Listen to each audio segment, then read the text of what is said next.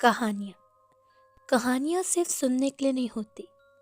कुछ कहानियाँ होती हैं महसूस करने के लिए। सो हेडफोन्स लगा लीजिए, लाइट्स ऑफ कीजिए और खुद को तैयार कीजिए।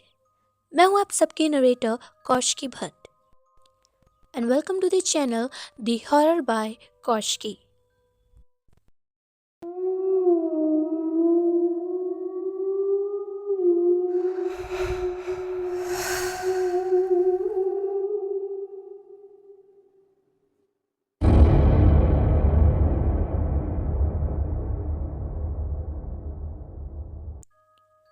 मैं कभी भी हॉन्टेड चीज़ों पर बिलीव ही नहीं करता था।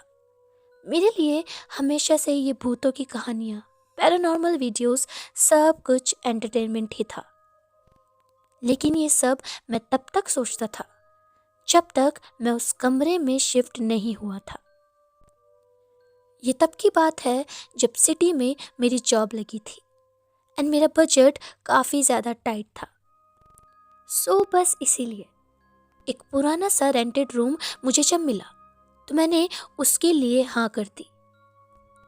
वो काफ़ी ज़्यादा चीप, क्वाइट और थोड़ा सा आइसोलेटेड फील देता था।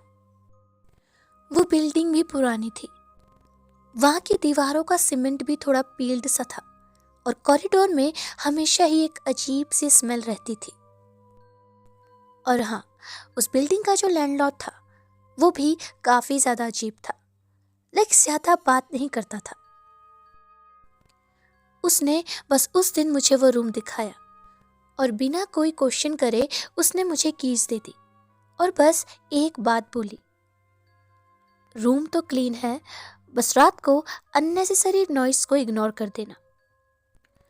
उस वक्त तक मुझे लगा बिल्डिंग पुरानी है, पाइप्स होंगी या रैट्स होंगे, बस इसी वजह से उन्होंने मुझे ऐसा बोला है। बट मुझे नहीं पता था कि उनकी वो बात एक वार्निंग थी मेरे लिए। खैर, मैं उस रूम में शिफ्ट हो गया। पूरा दिन मेरा बस साफ सफाई में ही चला गया। मैं काफ़ी ज़्यादा थक चुका था एंड देन मैंने बाहर से ही अपना डिनर ऑर्डर किया एंड अपना डिनर करने के बाद मैं रात को सो गया। लेकिन देन रात के 2 बजे के करीब मेरी आँख एक आवाज़ से खुलती है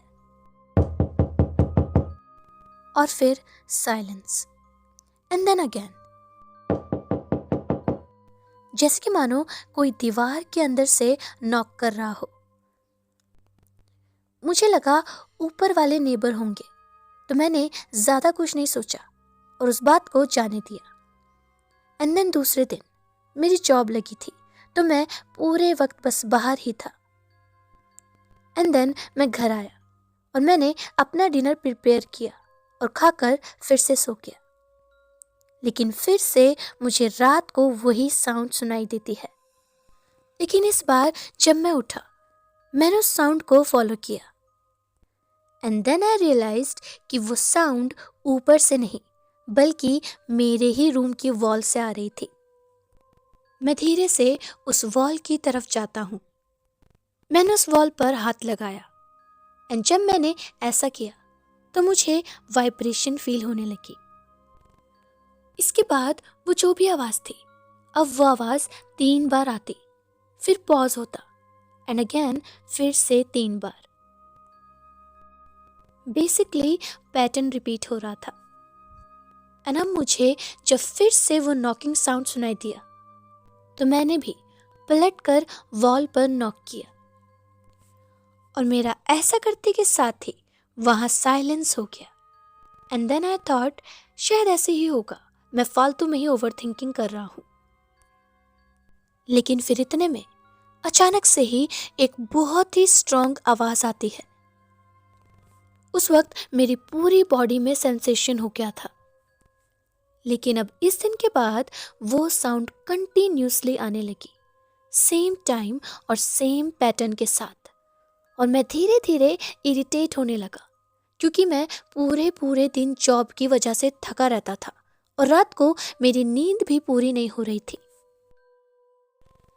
एंड देन एक दिन मैं जब ऑफिस का कुछ काम कर रहा था अपने लैपटॉप पर, तो एक क्यूरियोसिटी मेरे मन में जागी एंड मैंने इंटरनेट पर टैपिंग पैटर्न सर्च कर दिया।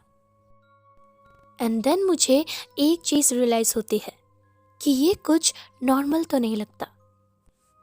और अब जब वो आवाज़ फिर से आती है तो मैंने उसके पैटर्न को लिखना स्टार्ट किया, जैसे शॉर्ट टैप, लॉन्ग टैप और कितनी बार वो रिपीट हो रही है। एंड देन एक वक्त के बाद वो टैपिंग साउंड सेम हो चुकी थी और बार बार उसी पैटर्न के साथ वो साउंड आता था। एंड देन मैंने जब उसको डिकोड किया और डिकोड करने के बाद मुझे जो पता चला वो मेरे लिए काफ़ी ज़्यादा अनबिलीवेबल था, क्योंकि उस पैटर्न का मतलब था मुझे बाहर निकालो। और ये पढ़ने के बाद मैं काफ़ी ज़्यादा डर चुका था और फिर उस पूरी रात मैं सो नहीं पाया। मैं पूरे वक्त उस वॉल की तरफ देख रहा था। और इसके बाद अब चीज़ें थोड़ी और ज़्यादा वियर्ड होने लगी, क्योंकि मुझे फील हो रहा था कि कोई मुझे वॉल के अंदर से देख रहा है। मैंने डिसाइड किया कि अगले दिन मैं लैंडलॉर्ड से इस बारे में बात करूँगा। एंड द नेक्स्ट डे मैं सीधा लैंडलॉर्ड के पास गया।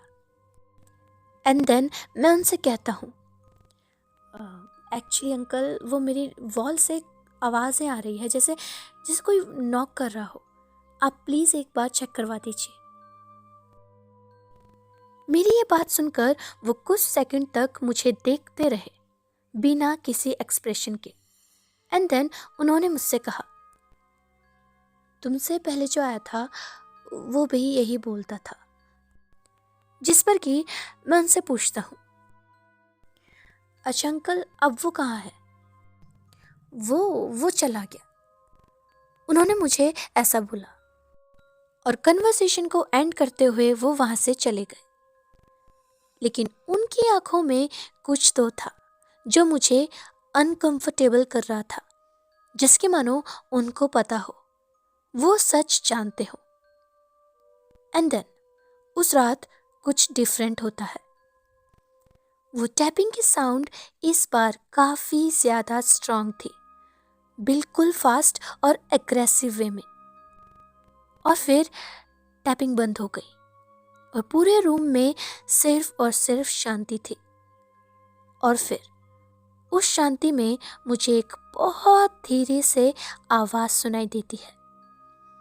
वो काफ़ी ज़्यादा धीरे थी, लेकिन मैं साफ साफ सुन सकता था कि कोई मुझे बोल रहा है,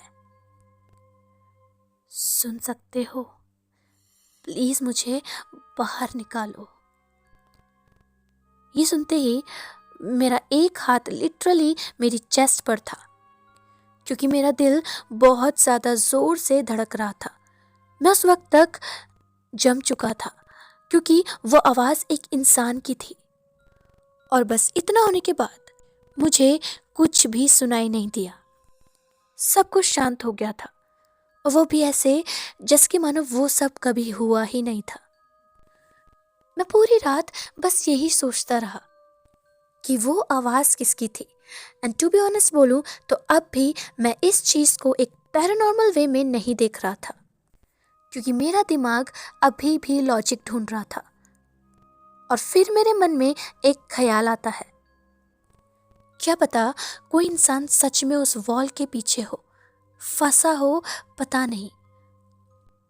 एंड देन लास्ट में मैंने डिसाइड किया कि कल मैं इस वॉल को तोड़ दूंगा। और ये सोचने के बाद मैं सो गया। अगले दिन मैंने डिसाइड किया कि अब परमिशन तो ले नहीं सकता, लेकिन मैं तोड़ूंगा तो ज़रूर, क्योंकि अब सच जानना मेरी क्यूरियोसिटी बढ़ा चुका था। इसके बाद मैंने टूल्स अरेंज किए और लैंडलॉर्ड को इस बारे में मैंने कुछ भी नहीं बताया और रात होने तक का वेट किया। अब रात के कुछ 1 बज गए थे और मैंने हैमर लेकर वॉल पर स्ट्राइक किया। और फिर ये करते ही उस वॉल पर अचानक से एक अजीब सी स्क्रैचिंग होने लगी और मैंने जोर जोर से तोड़ना स्टार्ट कर दिया। उस वॉल का जो सीमेंट था वो टूट रहा था और धूल पूरी हवा में फैल चुकी थी। एंड फाइनली उस वॉल पर एक बड़ा सा होल बन गया।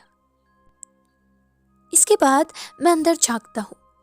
मैंने जब झांकने की कोशिश करी तो बहुत ज़्यादा अंधेरा था, लेकिन एक बहुत गंदी स्मेल आ रही थी, इतनी हैवी और इतनी ज़्यादा सफोकेटिंग, जैसे किसी बंद जगह पर सालों से हवा ना गई हो। मैंने अपनी फ़ोन की फ्लैशलाइट ऑन करी और उसके बाद मैं अंदर देखता हूँ। एंड देन जो मैंने देखा, वो देखने के बाद तो मानो मेरा खून जम चुका था। उस वॉल के अंदर एक इंसान की डेड बॉडी थी।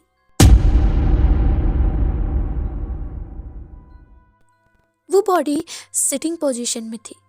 उसकी नीज उसके चेस्ट से चिपकी हुई थी, जैसे किसी को जबरदस्ती अंदर डाला हो।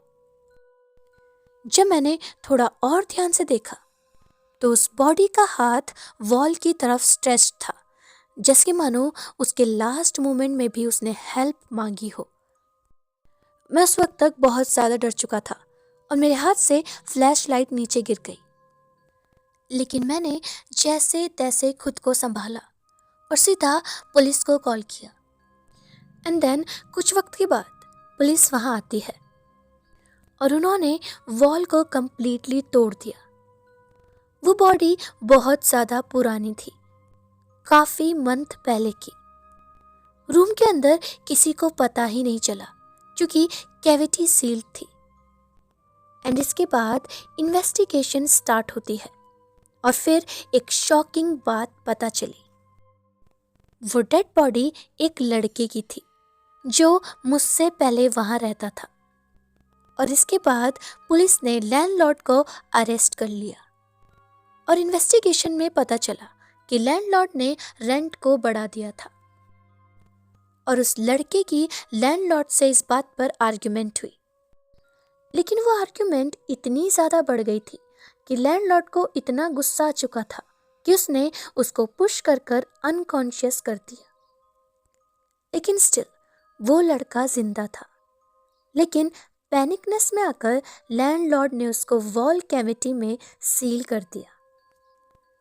उसने सोचा कि किसी को भी नहीं पता चल पाएगा, लेकिन उसने जब उसको वहां सील किया था तो वो स्टिल जिंदा था और हेल्प मांग रहा था। लैंडलॉर्ड को लगा कि ऐसा करने के बाद वो बच जाएगा, लेकिन सच तो छुपाए नहीं छुपता और एंड में लैंडलॉर्ड अरेस्ट हो जाता है और केस क्लोज हो जाता है। बॉडी भी रिमूव हो गई थी और वॉल को रिपेयर करके रूम क्लीन कर दिया गया था। एंड इसके बाद सब कुछ नॉर्मल हो गया एक्सेप्ट मेरे।